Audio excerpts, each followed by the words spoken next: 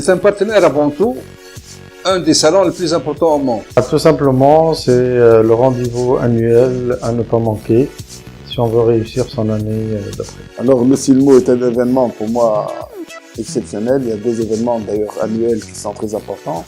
C'est bien le Silmo que son concurrent italien. Mais ce qu'il y a, c'est qu'on aurait souhaité que le Silmo continue à se faire à la porte de Versailles. Ça avait un charme particulier. Le Silmo, en quelques mots, le Silmo, c'est tout d'abord la France. C'est l'un des berceaux de l'optique, de l'innovation, de la lunetterie. Pour moi, le Silmo, c'est le seul salon mondial francophone dédié aux professionnels du secteur de l'optique. Ça représente la grandeur et la variété. Pour moi, le Silmo est un salon important, surtout qu'il est à Paris. Ça me permet de voir mes amis, mes fournisseurs, le monde professionnel en général, de voir les nouveautés. Et c'est un salon que je n'ai pas raté depuis que j'ai commencé ma vie professionnelle en 1980. C'est un rendez-vous de la profession, c'est aussi une proximité avec Paris, avec tout ce que ça représente, mode, technologie, innovation.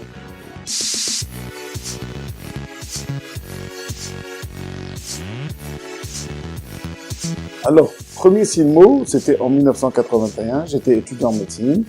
J'étais avec mon défunt père qui était le doyen des opticiens tunisiens, qui a présidé le syndicat national des opticiens pendant plusieurs années. En fait, moi, je suis venu dans la lunette par hasard parce que je suis médecin. Mais je suis né avec une paire de lunettes dans la main quand même. Et je me rappellerai de ce premier Silmo, plus jeune. Je voulais apprendre et voir. Alors que j'étais étudiant en médecine, je faisais autre chose, et voir un tout petit peu comment se comportaient les fabricants. Mon premier Silmo, c'était en 96 et c'était la première fois où je découvrais le monde de l'optique. Et ça m'a permis de faire mon initiation par rapport à tout ce beau monde. Le premier souvenir, c'est que j'étais jeune opticien et je cherchais le fournisseur Emmanuel Kahn parce que c'était très à la mode. Cette marque, on l'a cherché et j'ai trouvé Emmanuel Kahn qui m'a bien accueilli, que j'ai trouvé un bon terrain d'entente avec lui pour travailler avec toutes les difficultés de l'importation en 1980. À ce moment-là, c'était pas facile. Le premier Silmo, c'était début des années 90, suite à une rencontre faite avec Monsieur Grasset. Donc il nous a encouragés à faire le Silmo. On a été en famille, mon père, ma mère, dans un petit stand de 12 mètres carrés, tout près. On a dû s'installer, poser nos valises, nos échantillons, nos catalogues. Et on a commencé à prendre contact avec les clients et avec le salon. J'ai un très beau souvenir avec le Silmo parce que j'avais réalisé mon premier entretien direct avec le fournisseur. Donc c'était un fabricant de lentilles. Et puis, moi j'adorais ce laboratoire parce qu'il fournissait des lentilles de super qualité, très technique. Et donc, quand j'ai visité le stand pour voir les innovations, etc., donc le directeur export, peut-être qu'il était séduit de mes questions et de mes questions surtout techniques pertinentes. Donc, il m'a fait un entretien sur place et j'étais embauché directeur technique Nord-Afrique. Voilà. J'ai commencé à voir la lunette chez les grossistes à la rue Beaubourg avec mon défunt père, Oyonnax, le Jura, etc., que j'ai découvert à 13-14 ans.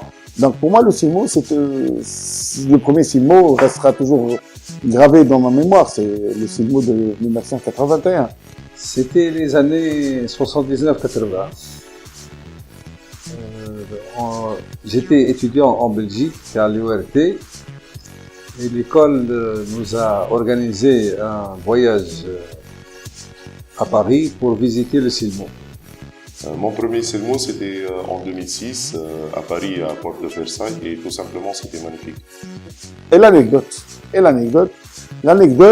c'est qu'un jour, en 1996, faisant de la distribution, il y avait une société qui était basée à Oyonnax, qui s'appelait Berthet Bandé, qui n'existe plus. Malheureusement, une des sociétés qui a disparu, qui faisait du Rochas, Lagafeld, etc. Et on était rentrés en partenariat ensemble. Et du coup, ils nous ont donné un code client de distributeur. C'est incroyable. Le code client, c'était 190362, ma date de naissance. C'est exceptionnel. Si j'avais joué au loto ce jour-là, je pense que j'aurais gagné quelques millions d'euros. C'était l'époque du franc.